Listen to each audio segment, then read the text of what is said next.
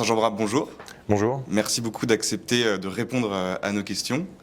Je voudrais vous commencer par une question très simple aujourd'hui. Comment allez-vous ? On a connu mieux. Je dirais que le plus dur est passé, maintenant c'est le plus long qui est devant nous. On a eu beaucoup de chance puisque ma femme et mes enfants sont vivants, ils sont là. Donc il y a tellement pire qui aurait pu nous arriver. Et en même temps, c'est sûr qu'il y a un trauma, il y a un besoin de le digérer, il y a un besoin de le surmonter. Donc on avance, on est là, et peut-être même plus déterminé que jamais. Et qu'est-ce qui a changé dans votre vie à partir du moment où il y a cet événement tragique ?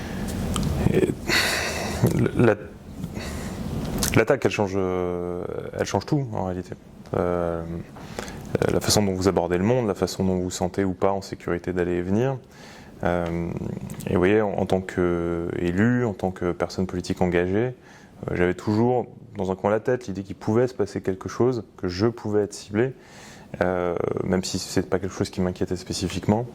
Là, ce qui change tout, c'est que maintenant, pour moi, mais d'ailleurs pour tous les élus en France, la famille, le foyer peut être un point d'attaque, peut être une cible. Et d'un coup, il n'y a plus juste sa personne à mettre en sécurité, il y a la famille. Et ça, c'est un paradigme complètement différent. Ça change votre prisme sur le monde, sur la vie. Puis pour être honnête, au-delà de tout ce que ça change d'un point de vue matériel, humain, logistique, vous imaginez bien que mon épouse ne pouvant pas marcher ou conduire avant le mois de décembre, ça va être évidemment très long. Le fait que les nuits ne sont plus les nuits qu'on avait avant, enfin voilà, il y a des choses qui sont humainement compliquées. D'un point de vue plus politique, il y a peut-être dans mon parcours une forme de naïveté qui évolue, c'est-à-dire que moi j'ai vraiment toujours avancé avec cette idée de dire que la République, elle allait de soi, elle s'imposait.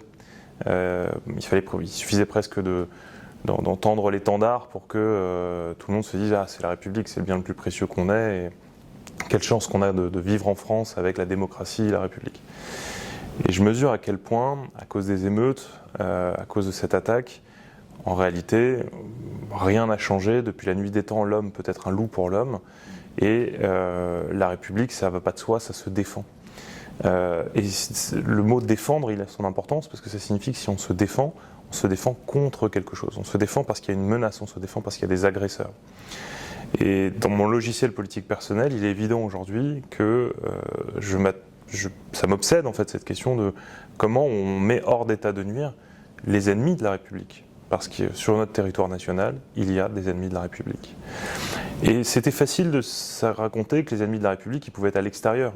Menaces de pays étrangers, menaces de séparatistes qui arrivaient sur le sol français, menaces de terroristes qui débarquaient de Syrie ou d'ailleurs. C'est facile de les montrer du doigt.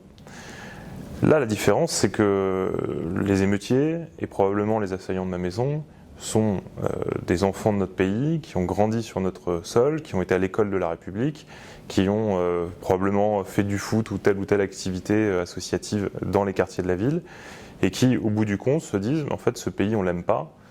On n'aime pas son ordre social, on n'aime pas sa façon de fonctionner, on n'aime pas sa République, on n'aime pas sa culture, et donc on l'attaque. Et donc, aujourd'hui, la différence, c'est qu'il faut appeler les choses par leur nom. Il y a des ennemis de la République sur notre sol qui ont été élevés en notre sein. Et il faut qu'on soit capable de les identifier. Il faut qu'on soit capable de les combattre, d'en convertir certains. Il n'y a pas de raison qu'on ne puisse pas nous aussi faire du prosélytisme républicain, du prosélytisme patriote et national et de les ramener dans notre giron. Mais la vérité, c'est que tant qu'on n'aura pas le courage politique de désigner ses adversaires, alors on n'y arrivera pas. Et je dis ça en étant serein, calme, sans colère, sans haine, c'est pas le but. Le but, c'est d'être pragmatique. Il y a une menace, comment on la neutralise ? Ça change mon logiciel. Et puis, je vais vous dire, j'ai grandi dans ces quartiers.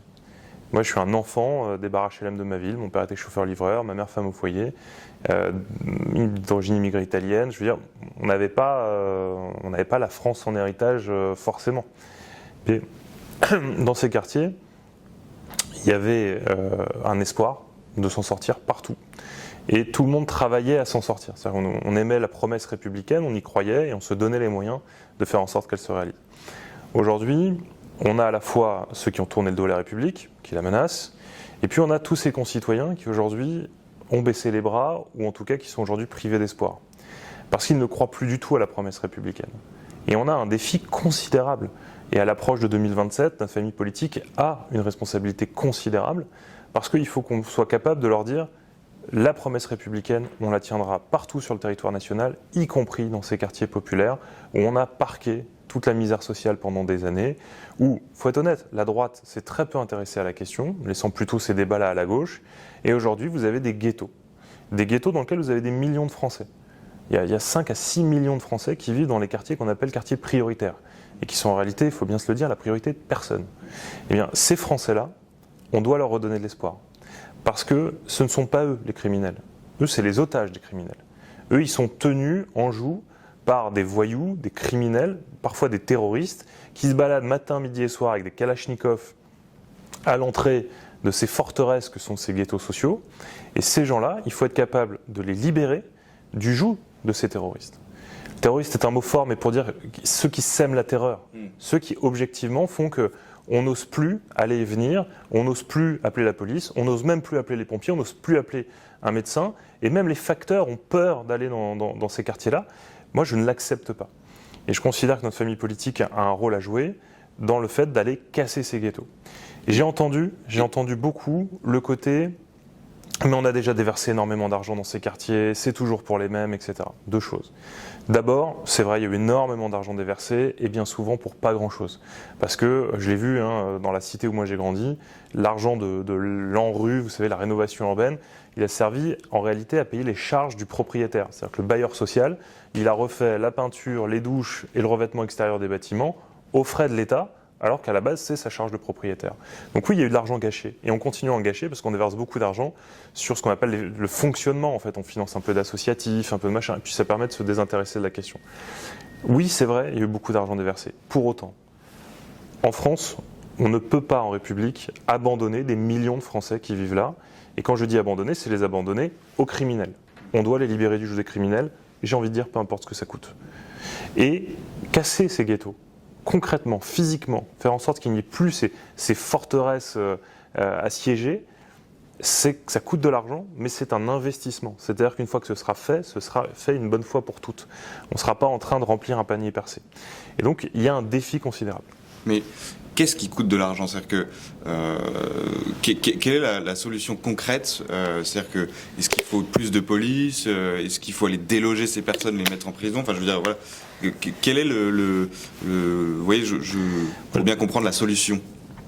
Moi, je considère que notre responsabilité dans les prochains mois, dans les prochaines semaines, et d'autant plus que le gouvernement ne se saisit pas du tout de la question, on a presque l'impression que ça y est, les émeutes, ça a été passé sous le tapis. C'est ce que j'allais vous demander, la prise de conscience, est-ce qu'elle s'est pas un peu ralentie et effondrée de la part du gouvernement, comme si c'était un événement passé Moi, le sentiment que j'ai, c'est qu'effectivement, les solutions, il faut qu'elles viennent de notre famille politique, parce que le gouvernement, et pour des raisons évidentes, est déjà en train d'essayer de faire oublier les émeutes. On met ça sous le tapis, circuler, il n'y a rien à voir. Le président de la République, dans une interview fleuve au magazine Le Point, expliquait que nous, on avait super bien géré en France la crise des émeutes. Ça avait duré que 5 jours, alors que vous vous rendez compte, dans d'autres pays, ça a duré des mois, et puis en 2015, ça a duré des semaines. Enfin, vous imaginez mon état émotionnel ou celui de mon épouse quand on a lu ça. C'est-à-dire que pour nous, c'est incroyable. Tourner la page comme si de rien n'était, comme si le chapitre était clos, c'est insupportable, objectivement. Et c'est pour ça que je compte sur notre famille politique pour apporter ces solutions. Moi, je prendrai toute ma part là-dedans. J'ai eu l'occasion au comité stratégique de dire qu'il fallait qu'on puisse porter un véritable plan anti-ghetto, parce que j'ai une conviction toute bête. Qui peut le plus, peut le moins. Qui peut résoudre le pire, résoudra tous les autres problèmes.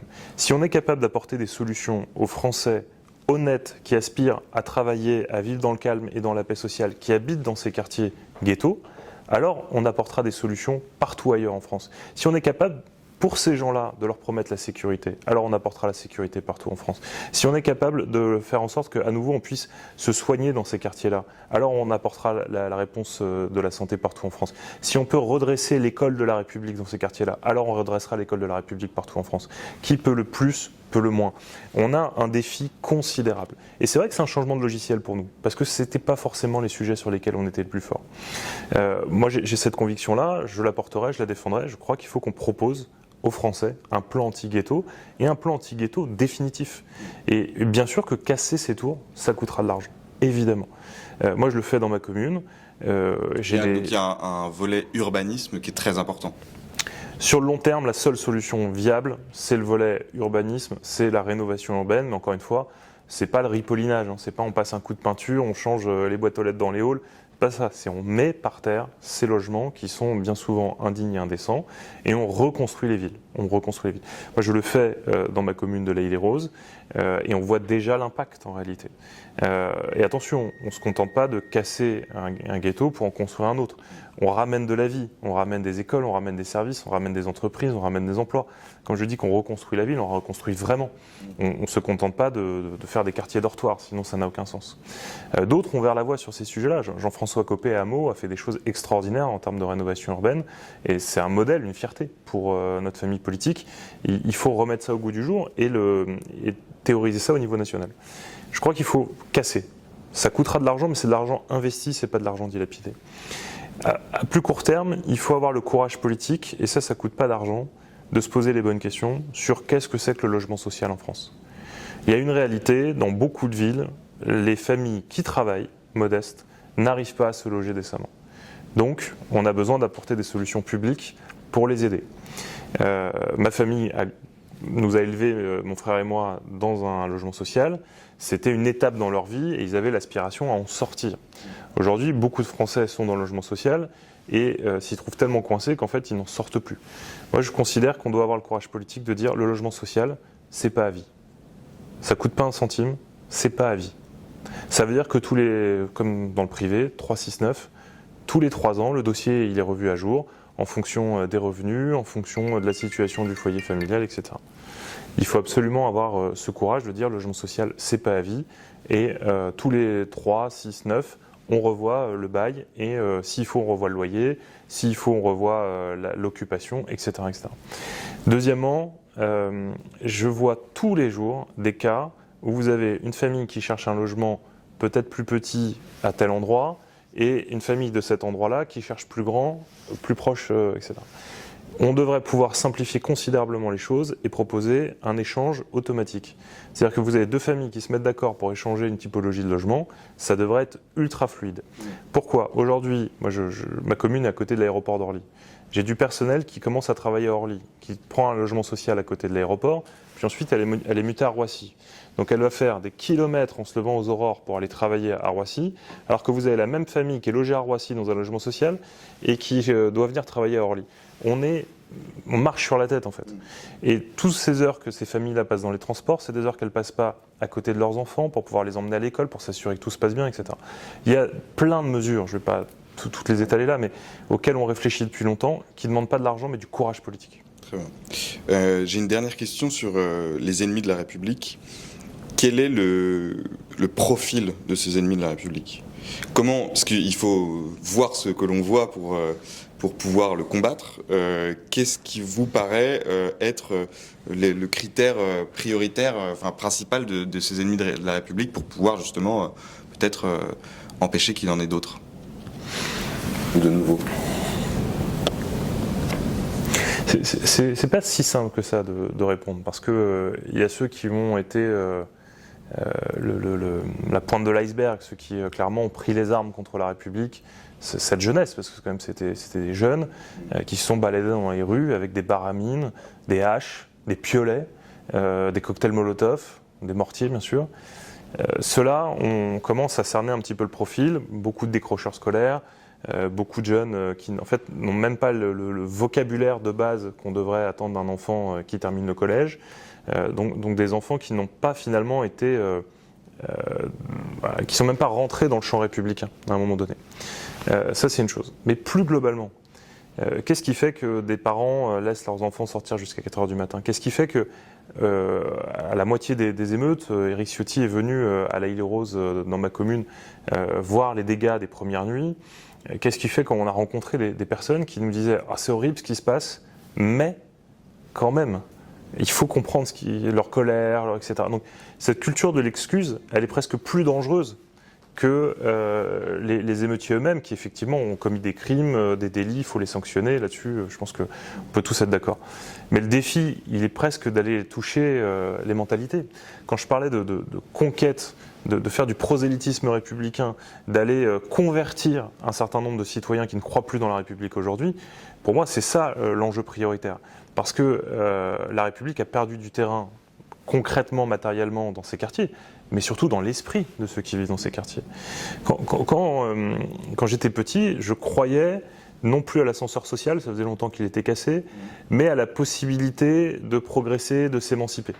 La République à laquelle je tiens, moi, elle permet quand même de grandir et effectivement de devenir le maire de sa commune alors qu'on a grandi dans les tours HLM. Aujourd'hui, plus personne ne croit à cette promesse-là. Parce que non seulement l'ascenseur est cassé, mais maintenant la cage d'escalier qui permettait quand même de s'élever, elle est occupée par des dealers qui vous empêchent de monter. Il y a quelque chose qui est inacceptable et qu'il faut qu'on combatte collectivement.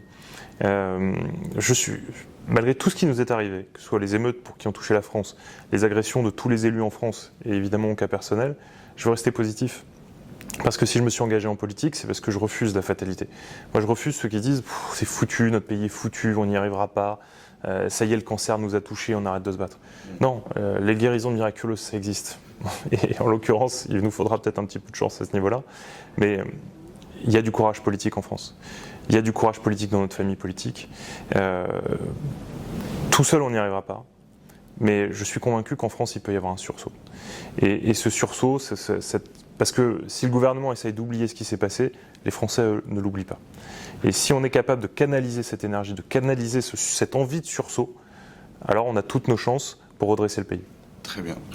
Dernière question. Tous ces événements tragiques, encore une fois, vous ont touché personnellement. Vous êtes un homme politique. Quels sont vos projets ? Comment ça a pu changer quelque chose chez vous et dans votre parcours ? Comment allez-vous agir dans les mois à venir, dans les années à venir ? Est-ce que vous avez déjà pensé à une autre forme d'implication ? Merci pour cette question, et en plus elle est presque flatteuse, mais deux choses. D'abord, moi j'ai envie de dire un grand merci à toutes celles et ceux qui nous ont soutenus après cette épreuve. Je serais sûrement pas là devant vous s'il n'y avait pas eu autant de solidarité, autant d'énergie, autant de courriers, autant de messages, de mails. Enfin, il y a des dizaines de milliers de messages, papier, mails qui ont été adressés. Ça donne une force considérable. Et effectivement, ça donne une responsabilité. Toutes celles et ceux qui nous ont écrit, qui m'ont encouragé à tenir bon, à mener le combat, j'ai envie d'être à la hauteur. Et donc, évidemment, quand je le disais tout à l'heure, je me sens plus déterminé que jamais, c'est vrai. C'est vrai parce que à chaque fois que je signe des courriers de remerciement pour remercier ceux qui m'ont écrit, ça donne de l'énergie. Je peux dire aussi qu'à chaque fois que je vois ma femme dans son fauteuil roulant, ça me donne énormément d'énergie. Donc il y a cette responsabilité et je ferai en sorte de m'impliquer aussi fort que possible. En revanche, j'ai l'occasion de le dire, mais on a toujours péché en France à chercher des individualités, à chercher l'homme providentiel, à chercher celui qui incarnait à lui tout seul quelque chose. J'ai conscience que ce qui est arrivé à ma famille fait de nous une forme de symbole, mais d'abord il y a des milliers d'élus qui ont été attaqués, y compris chez eux. Ils ont eu moins de publicité, mais on est nombreux à faire vivre ce symbole de la République attaquée. Et puis surtout, si celles et ceux qui nous écoutent et nous regardent aujourd'hui ne prennent pas aussi modestement leur part, alors on n'y arrivera pas. Parce qu'un homme seul ne peut rien, un candidat à la présidentielle encore moins, une famille politique aussi forte et brillante soit-elle, si elle n'est pas soutenue par les Français, par le peuple, elle ne pourra pas agir. Donc le défi qui est devant nous, c'est pas de savoir qui individuellement s'engage, mais quel collectif on est capable de créer, et surtout comment ce collectif soulève, appelle ce sursaut, le canalise et fait en sorte qu'à un moment donné, on dit stop, ça suffit, plus jamais une agression de ce type en France, plus jamais des émeutes de ce type en France, et une bonne fois pour toutes, mettons les ennemis de la République au pas et défendons cette chance qu'est la France. Merci beaucoup.